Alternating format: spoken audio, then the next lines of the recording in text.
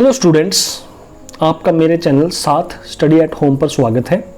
आपकी 9th कक्षा की सामाजिक विज्ञान इस YouTube चैनल के माध्यम से जारी करवाई जाएगी। उम्मीद है कि ये आपके लिए लाभदायक होगा। अगर आपकी कोई सुझाव हैं तो वो आप कमेंट बॉक्स में दे सकते हैं, और वीडियो अगर आपको अच्छी लगे तो वो आप सब्सक्राइब और शेयर ज़रूर करें। इससे रिलेटेड जो PDF है वो आप डिस्क्रिप्शन में PDF लिंक से डाउनलोड कर सकते हैं। धन्यवाद।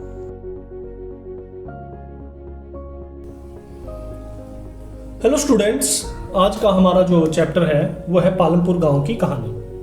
तो ये पालमपुर गांव की कहानी कोई अलग कहानी नहीं है, ये लगभग हर गांव की कहानी, भारत के हर गांव की कहानी लगभग आपको ऐसी ही मिलेगी। ये आपका गांव भी हो सकता है, मेरा गांव भी हो सकता है, किसी का भी गांव हो सकता है, लेकिन आपकी जो किताब है उसमें इसने पालमपुर गांव की कहानी ली है। तो पालमपुर गांव की कहानी पहला देखिए, खेती मुख्य क्रिया लगभग हर गांव में, ठीक है, भारत के किसी भी गांव में आप चले जाइए, उस गांव में खेत, ज़्यादातर लोग किस में लगे हुए हैं? खेती कार्यों में लगे हुए हैं। तो इसमें लगभग 75% जो लोग हैं वो कृषि कार्यों में, खेती कार्यों में लगे हुए हैं। ये यहाँ पर एक गांव की तस्वीर आप देखिए, बैलगाड़ी, ट्रैक्टर। हालांकि अब बैलगाड़ियों का जो प्रचलन है वो धीरे धीरे कम हो रहा है, क्योंकि जो आधुनिक तकनीक है जैसे ट्रैक्टर वगैरह, वो इन बैलगाड़ियों का जो स्थान है वो ले रहे हैं। हरियाणा और पंजाब जैसे विकसित राज्यों में ये लगभग ट्रैक्टरों ने इनका स्थान ले लिया है काफ़ी हद तक। लेकिन जो दूसरे राज्य हैं जैसे बिहार, उत्तर प्रदेश, ठीक है, झारखंड, वहाँ पर अभी भी बैलगाड़ियों से ही ज़्यादातर सामान एक जगह से दूसरी जगह पर ले जाया जाता है। उसके बाद है उत्पादन। उत्पादन होता क्या है? उत्पादन होता है एक ऐसी क्रिया जिसके द्वारा इनपुट्स को आउटपुट्स में बदला जाता है, यानी कि आगतों को, ठीक है, किन्हीं चीज़ों का हम प्रयोग करके कुछ बनाते हैं, वस्तुएं और सेवाएं हम बनाते हैं, तो उस क्रिया को हम क्या कहते हैं? उत्पादन। तो उत्पादन ही एक ऐसी क्रिया होती है जिससे कि आय का सृजन होता है, यानी कि आय बनती है, आय हमें प्राप्त होती है। इसके बगैर आय प्राप्त नहीं हो सकती, ठीक है। तो उत्पादन से क्या हो रहा है? जैसे कि मान लो एक ब्रेड है, ब्रेड से सैंडविच बनाया, तो इनपुट का यूज किया ब्रेड का और उससे एक सैंडविच बना दिया, तो वो बन गया आउटपुट। तो ये क्या हुआ? उत्पादन। तो ऐसे ही कृषि में उत्पादन किया जाता है, ऐसे ही गांव में जो दूसरे कार्य होते हैं उनमें उत्पादन किया जाता है। अब उत्पादन के उद्देश्य क्या हो सकते हैं? कि जो बड़े किसान हैं वो उत्पादन किस लिए करते हैं? वो अपने उत्पादन को मंडी में बेचने के लिए उत्पादन करते हैं। लेकिन जो छोटे किसान होते हैं बेचारों के, जिनके पास 1 किला है, 2 किले हैं, वो अब उनके पास तो बचेगा ही नहीं ज़्यादा, तो वो बाजार में क्या बेचेंगे? तो इसलिए उनका उद्देश्य ये भी हो सकता है कि अपने जो परिवार है उसका भरण और पोषण। अब आगे हम इसमें देख रहे हैं उत्पादन का संगठन। अब जो उत्पादन हमने देखा कि उत्पादन किया जाता है, तो उत्पादन किया कैसे जाता है? उत्पादन करने के लिए हमें किन्हीं मुख्य चीज़ों की जरूरत पड़ती है, तो उसको हम कहते हैं उत्पादन के साधन, ठीक है। उत्पादन के 4 साधन होते हैं: भूमि, श्रम, पूंजी और उद्यम। अब जो ये पूंजी है जैसे मशीन वगैरह, इसको हम कहते हैं भौतिक पूंजी, ठीक है। मशीन हो गया, धन हो गया, जो हम पैसा लगाते हैं वो पूंजी है, तो उसको हम कहेंगे भौतिक पूंजी, ठीक है ना, जिसका कोई रंग रूप आकार है। दूसरा है उद्यम, ये है मानवीय पूंजी, जो भूमि, श्रम, इन सब को इकट्ठा करके एक जगह पे लाता है, अपना काम शुरू करता है, वो है उद्यमी। वो व्यक्ति है जिसको हम इंग्लिश में कहते हैं बिजनेसमैन कह सकते हैं, ठीक है, एंटरप्रेन्योर। तो वो व्यक्ति इन 4 साधनों को इकट्ठा करके लाता है और उत्पादन की प्रक्रिया शुरू करता है। तो ये देखिए यहाँ पर उत्पादन ये कर रहे हैं एक फैक्ट्री के अंदर, आप देख रहे होंगे। तो इस फैक्ट्री को लगाने के लिए भूमि भी चाहिए, भूमि पे ही तो फैक्ट्री लगी होगी, यानी भूमि। फिर इसमें काम करने के लिए मजदूर चाहिए, यानी श्रमिक चाहिए। उसके बाद पूंजी, ये मशीन चाहिए, इसको लगाने के लिए जो धन है वो चाहिए। और उद्यमी, जो इन सारी चीज़ों को इकट्ठा करता है, भूमि को, श्रम को, पूंजी को, और वो अपना बिजनेस शुरू करता है, वो है उद्यम। उसके बाद तीसरा, जो कृषि में आपने देखा होगा कि अलग अलग मौसम के हिसाब से अलग अलग खेती होती है, तो उसको बोलते हैं कृषि मौसम। मेनली दो हैं, तीन की भी बात होती है, जिसको हम बोलते हैं जायद। तो बरसात का जो मौसम होता है, जहाँ से बरसात शुरू होती है, यानी कि जून जुलाई से हम मान सकते हैं, तो उस मौसम को हम कहते हैं खरीफ का मौसम। और उसमें ज्वार, ठीक है ना, बाजरा जैसे आप देख रहे होंगे फोटो में, और धान, ठीक है ना, ये लगाया जाता है।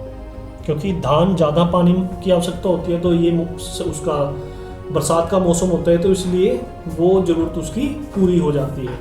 और जिन इलाकों में ज़्यादा पानी नहीं है, वो सीधे वर्षा पर निर्भर करते हैं, तो उन सूखे इलाकों में बाजरा, ठीक है ना, वो लगाया जाता है। उसके बाद सर्दी के मौसम में ये आप मान सकते हैं कि अक्टूबर से मार्च अप्रैल तक आप मान लो, उसको बोलते हैं रबी का सीजन। तो इसमें गेहूं और गन्ना, ठीक है ना, ये फसलें लगाई जाती हैं। तो इस प्रकार अलग अलग मौसम में अलग अलग फसलें बोई जाती हैं, ये आपको सबको पता है। आगे है अधिक उपज के तरीके। तो पहले जो हमारे यहाँ पर कृषि होती थी वो परंपरागत कृषि थी, और वो कृषि पुराने तरीकों से की जाती थी, लेकिन अब तरीके बदल चुके हैं। पहले उत्पादन कम होता था, लेकिन अब नए आधुनिक मशीनों से, ट्रैक्टर से, ठीक है, अधिक आधुनिक सिंचाई के साधनों से, जैसे ट्यूबवेल वगैरह से, समर्सिबल से, और बीज, दवाइयाँ, इनसे जो हमारे उत्पादन है वो बढ़ चुका है। और 1966 से, ठीक है, भारत में हरित क्रांति का उदय हुआ भारत में, ठीक है। तो हरित क्रांति का मतलब क्या है कि गेहूं या फसलों के जो खाद्यान्न है, खाद्यान्नों के उत्पादन में तीव्र वृद्धि, ठीक है ना, कई गुना वृद्धि हुई, तो उसको हम कहते हैं हरित क्रांति। और हरित क्रांति के साथ ही बहुविधि तथा आधुनिक खेती। बहुविधि का मतलब क्या है कि एक खेत से एक साल में एक से अधिक फसलें अगर हम लेते हैं तो उसको हम कहते हैं बहुविधि, कि एक से ज़्यादा। तथा आधुनिक खेती। आधुनिक खेती का मतलब क्या है कि अब ये देखिए, यहाँ पे स्प्रे कर रहा है, स्प्रे करने वाले पंप से, यहाँ ये हाथ से बो रहा है, यहाँ ये बैल से खेती कर रहा है, यहाँ पे ये देखिए आप ट्रैक्टर से खेती की जा रही है। तो इसका मतलब आधुनिक खेती में हम आधुनिक यंत्रों का प्रयोग करते हैं, आधुनिक बीजों का प्रयोग करते हैं। उसके बाद श्रम की व्यवस्था। अब जो मजदूर मिल रहे हैं उसकी व्यवस्था कैसी है। यहाँ पर दो मजदूरों की बातचीत दिखाई दे रही है। इस बातचीत में ये पता चल रहा है कि जो श्रम की व्यवस्था है वो ज़्यादातर किससे, जो निचला तबका है, गांव का जो निचला तबका है, जिनके पास ज़मीन नहीं है, ज़्यादातर उनसे श्रम की पूर्ति होती है, वो काम करते हैं दूसरों के खेतों में। जो छोटे किसान होते हैं वो अपने खेतों में लगभग अपने आप काम करते हैं, और जो बड़े किसान होते हैं वो अपने खेतों में मजदूरों से काम करवाते हैं। तो ये किसान के ऊपर निर्भर करेगा कि वो कितना बड़ा किसान है, तो ये लगभग होता है। और इन मजदूरों को जब काम मिलता है वो भी मौसमी मिलता है। जब मौसम होता है तो मजदूरों को ज़्यादा काम मिलता है, लेकिन जब फसल काटने और बोने का समय नहीं होता तो उस समय इन मजदूरों के पास भी काम कम होता है, इसलिए इनको दूसरे स्थानों पर जाना पड़ता है, ठीक है ना, इनको दूसरे स्थानों पर प्रवास करना पड़ता है, जाना पड़ता है काम को ढूंढने के लिए। और ज़्यादातर जो मजदूर हैं वो निचले तबके से आते हैं, और ख़ासकर जो महिलाएं हैं, उनको पुरुषों के मुकाबले कम वेतन दिया जाता है, कम मजदूरी दी जाती है, क्योंकि उनको ये माना जाता है कि ये इतना काम नहीं करती, ठीक है। तो ये भी एक जो गांव है, लगभग सभी गांव में ये भी एक गलत प्रथा चल रही है। अब देखें भूमि का वितरण कैसा है। वितरण का मतलब कैसे है कि गांव में भूमि कैसे बटी हुई है। ये देखिए, जो गांव हैं उनमें सीमांत और जो छोटे कृषक हैं वो कितने हैं, 85%। यानी कि जो छोटे किसान हैं, ठीक है, उनके वो हैं गांव में 85%, 100 में से 85 लोग छोटे किसान हैं। जो 15% हैं बड़े किसान, ये जो बड़े किसान हैं ये इतने, ये 15% हैं, ठीक है। तो ये जो 15% हैं, टोटल कृषि का कितना है इनके पास, 55.4%। यानी कि सिर्फ 100 में से 15 किसानों के पास गांव की आधी से ज़्यादा कृषि भूमि है। तो इसका मतलब हम ये समझ ही सकते हैं कि जो खेती का, जो कृषि भूमि का वितरण है गांव में बड़ा ही असमान है। कुछ लोगों को ज़्यादा भूमि मिली हुई है, कुछ को बहुत कम और कुछ को बिल्कुल भी नहीं। ज़्यादातर जो निचले तबके के लोग हैं उनके पास कोई भी कृषि योग्य भूमि नहीं है, उनको हम कहेंगे भूमिहीन। तो वो लगभग मजदूरी का ही काम करेंगे या गैर कृषि कार्य वो करेंगे। इसी में अगर हम देखें खेतों के लिए आवश्यक पूंजी, अब जो खेतों के लिए अब जो किसान खेती कर रहे हैं उन किसानों को आवश्यक पूंजी, जैसे कि भाई बीज लाना है, खाद लाना है, दवाई लानी है, नया कोई मशीनरी लानी है, उन लोगों को जो आवश्यक पूंजी है, पैसा है, वो कहाँ से मिलता है? तो जो छोटे किसान होते हैं बेचारे, वो क्या करते हैं?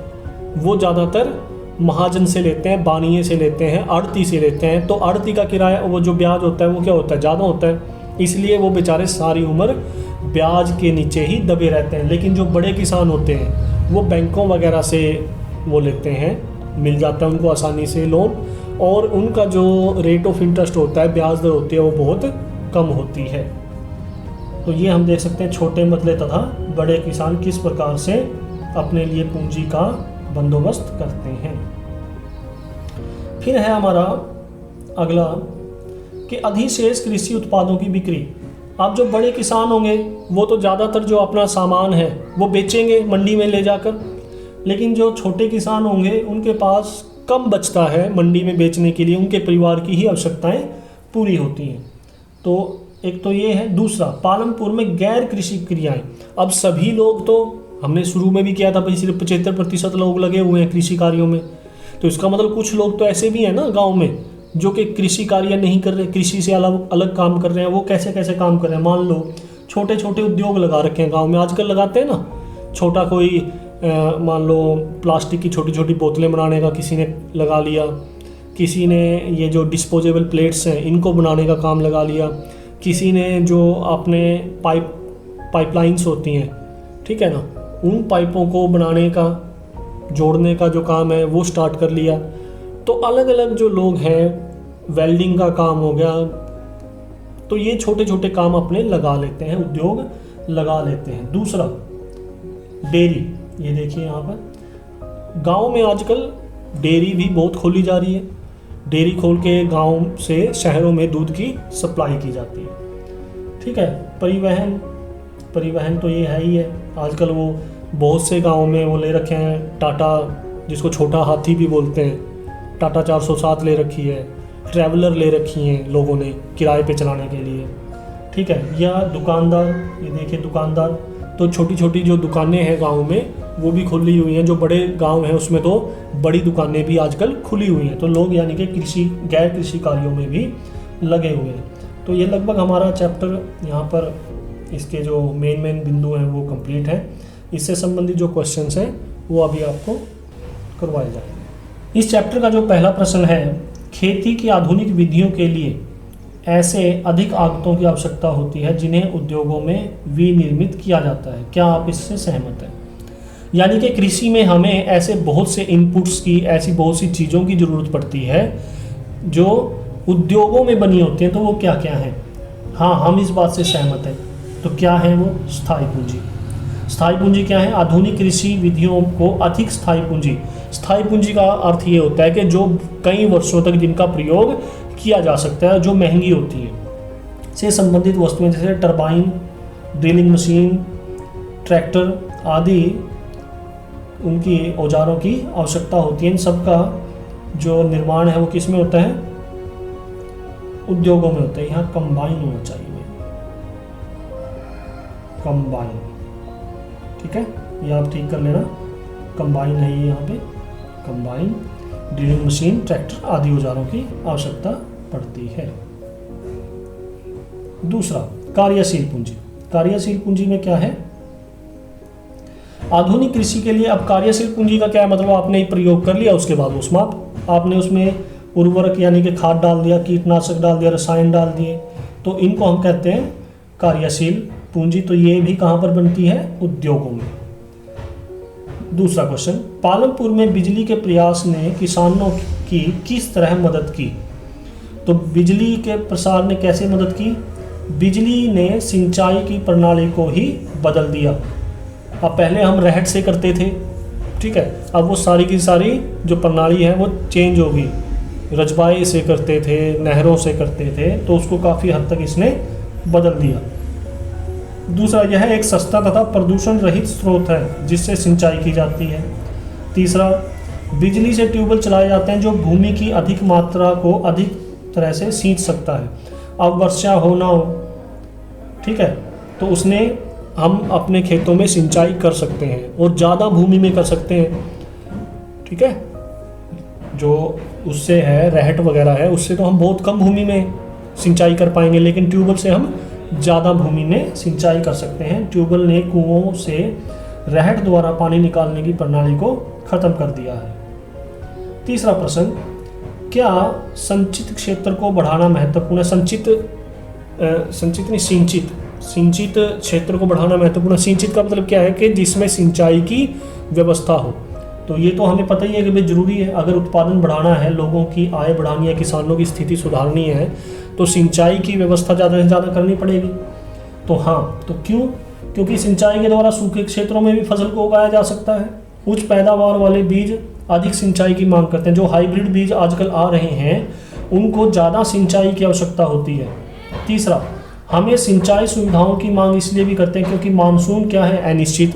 अब भारत का जो ज़्यादातर कृषि है वो मानसून पर आधारित है और मानसून सिर्फ 4 महीने के लिए ही आता है। ज़्यादातर उसमें वर्ष में वर्षा नहीं होती, कम होती है वर्षा। तो मानसून अनिश्चित है, हो भी जाता है कई बार बहुत बढ़िया, नहीं भी होता। चौथा, अन्य आधुनिक लागत जैसे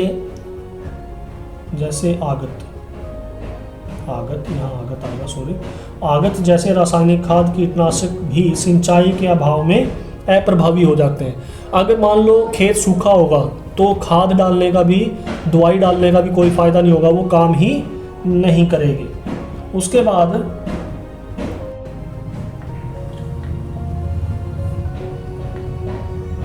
अगला जो क्वेश्चन हमारा है वो है, पालमपुर में खेतीहर श्रमिकों की मजदूरी न्यूनतम मजदूरी से कम क्यों है?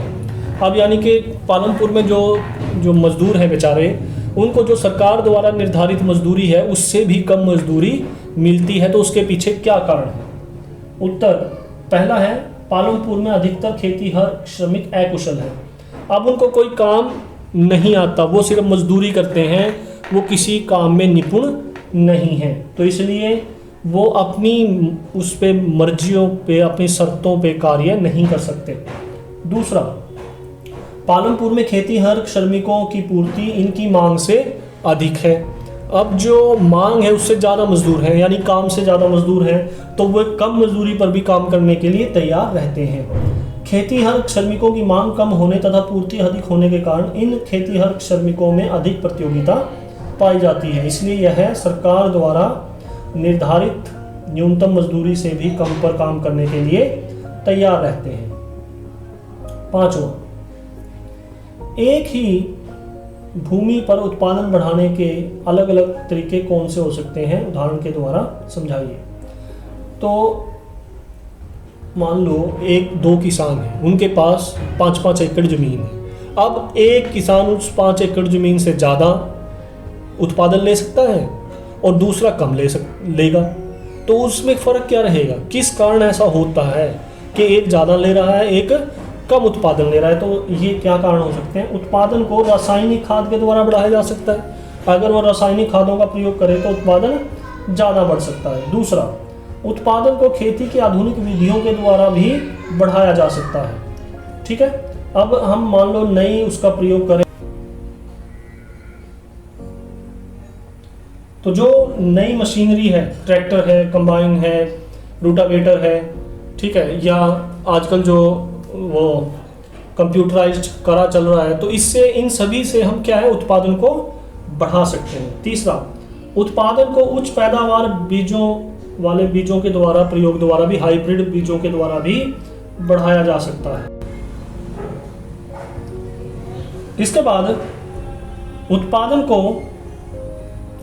सिंचाई की आधुनिक विधियों द्वारा भी बढ़ाया जा सकता है, जैसे कि ड्रिप इरीगेशन। ड्रिप इरीगेशन का मतलब क्या है कि पेड़ में बूंद बूंद करके पानी जाए, तो उससे पानी की वेस्टेज भी नहीं होती और पौधे को जितना पानी की आवश्यकता होती है वो भी मिल जाता है। Sprinkling farming. स्प्रिंकलिंग फार्मिंग का मतलब है, आपने देखा होगा कि राजस्थान वाला जो इलाका है जहाँ पर वर्षा कम होती है, वहाँ पर वो फव्वारे से खेती करते हैं। जो खेत है उसमें फव्वारे लगा दिए जाते हैं जिससे कम पानी में सिंचाई की जा सकती है, तो उससे जो उत्पादन होता है वो भी ज़्यादा होता है। उत्पादन को रासायनिक खाद व कीटनाशकों के प्रयोग द्वारा भी बढ़ाया जा सकता है।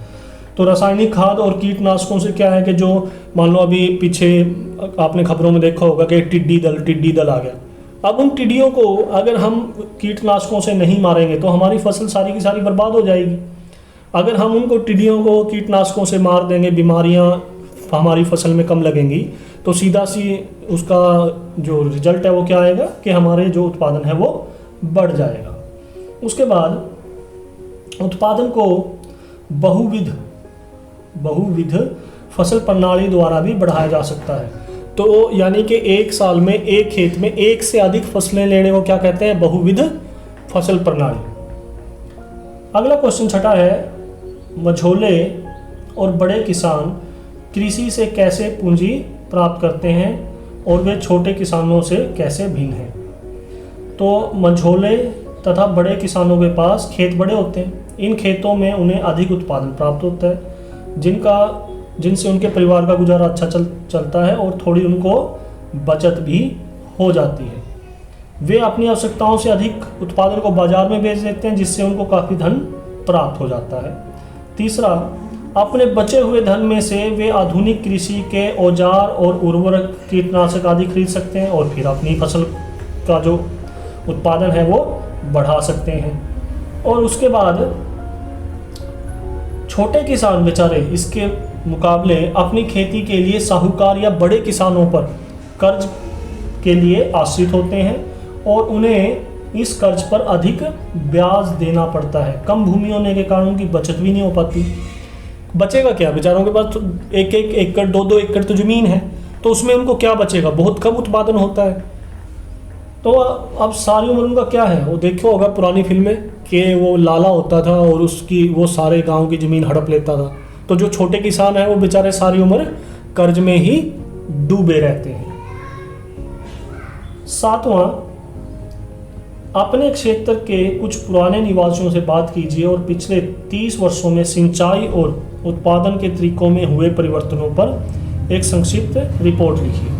अब वैसे तो ये अच्छा ये होता है कि आप अपने गांव में या आपके आसपास कोई गांव है वहीं पर जाकर इन बातों को समझें, लोगों से बात करें, लेकिन ये भी आपका काम आसान कर दिया गया, किताब में ही दे दिए कि आपने जाके बातचीत की और ये आपको पता चला।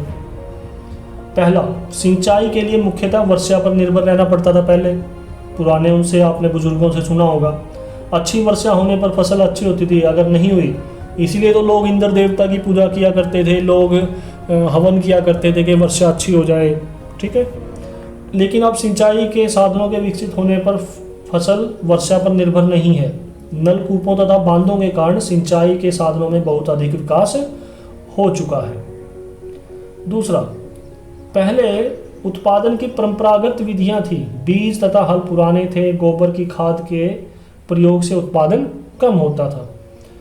तब उत्पादन केवल भरण पोषण तक ही सीमित था कि अपने अपने परिवार का काम चल जाए, काफ़ी है। लेकिन पिछले 30 सालों में क्या है, कृषि यंत्रों, अच्छे बीज, उर्वरक, दवाई, इनका प्रयोग किया जा रहा है और जो किसान हैं वो उत्पादन किस लिए कर रहे हैं? मंडी में बेचने के लिए, जिससे कि लोगों की स्थिति में काफ़ी सुधार भी हुआ है। हालांकि आजकल फिर ऑर्गेनिक फार्मिंग के तहत, ठीक है, लोग उसी पे जा रहे हैं, दोबारा गोबर की खाद और उसकी बातें कर रहे हैं लोग, क्योंकि जो रासायनिक खाद वगैरह हैं वो कृषि की जो दीर्घ काल में, लंबे समय में उर्वरकता को कहीं ना कहीं प्रभावित करते हैं, कम करते हैं। तो जिसको हम कहते हैं आजकल हिंदी में जैविक खेती। जैविक खेती का मतलब क्या है कि बिना रासायनिक खाद, बिना रासायनिक दवाई के खेती करना, ताकि हमारी सेहत पर बुरा असर ना पड़े और पर्यावरण पर भी बुरा असर ना पड़े। उसके बाद 8वां क्वेश्चन है, आपके क्षेत्र में कौन कौन से गैर कृषि कार्य हो रहे हैं। तो ये मैंने आपको डिस्कशन के दौरान बताया था। डेयरी उद्योग, जिसमें गाय भैंस पालकर दूध बेचा जाता है। कुटीर उद्योग, जिसमें छोटे औजारों का निर्माण किया जाता है। छोटी दुकानदारी, लोग छोटी छोटी दुकानें खोल के बैठे हैं गाँव में। और चौथा है आटा चक्कियाँ, बुनकर उद्योग, फर्नीचर बनाना, टोकरियाँ बनाना आदि कुटीर उद्योग। और 5वां है यातायात के साधन। तो ये लगभग कुछ और भी गैर कृषि कार्य हो सकते हैं। ठीक है, लोग आजकल गांव में वो बी फार्मिंग, मक्खियों की वो रख लेते हैं।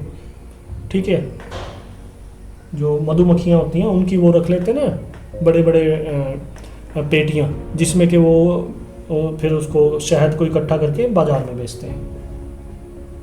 उसके बाद 9वां जो क्वेश्चन हमारा है वो है, गांव में और अधिक गैर कृषि कार्यों को प्रारंभ करने के लिए क्या किया जा सकता है। तो किसानों और अन्य लोगों को गैर कृषि कार्यों में, जो छोटे किसान हैं या जो बड़े किसान भी हैं, जो खेती के अलावा कार्य करना चाहते हैं, तो उनके लिए उनको क्या दिया जा सकता है, लोन दिया जा सकता है।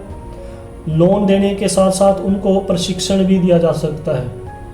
ठीक है ना, यानी कि ट्रेनिंग दी जा सकती है दूसरे काम करने के लिए। अब तो गाँव में भी आते हैं ना, गांव में स्कूलों में भी आते हैं ये जो बैंक वगैरह वाले हैं, ये बताते हैं कि किस प्रकार से जो बच्चे हैं वो उसके अपनी स्टडी पूरी करने के बाद, 10वीं 12वीं की स्टडी पूरी करने के बाद, या वो अपने घर वालों को बता दें कि जो बैंक हैं वो या सरकार है वो बहुत सी जो ऋण है वो देने की योजनाएं चला रही है, जिससे कि लोग अपना कार्य शुरू कर सकें। दूसरा, पर्यटन उद्योगों को बढ़ावा दिया जा सकता है। तो आजकल गाँव में लोगों को गांव दिखाने के लिए भी एक वो चला हुआ है, प्रोग्राम चला हुआ है, जिसमें गांव के लोगों का जनजीवन दिखाया जाता है। तो पर्यटन को भी गांव में बढ़ाया जा सकता है। लोग बाहर से गांव की संस्कृति को देखने आ सकते हैं।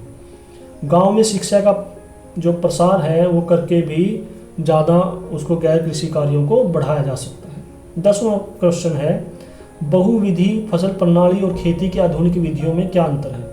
तो अंतर तो ज़्यादा नहीं है, क्योंकि बहुविध भी आधुनिक जो कृषि है उसी का एक तरीका है, उसी का एक रूप है।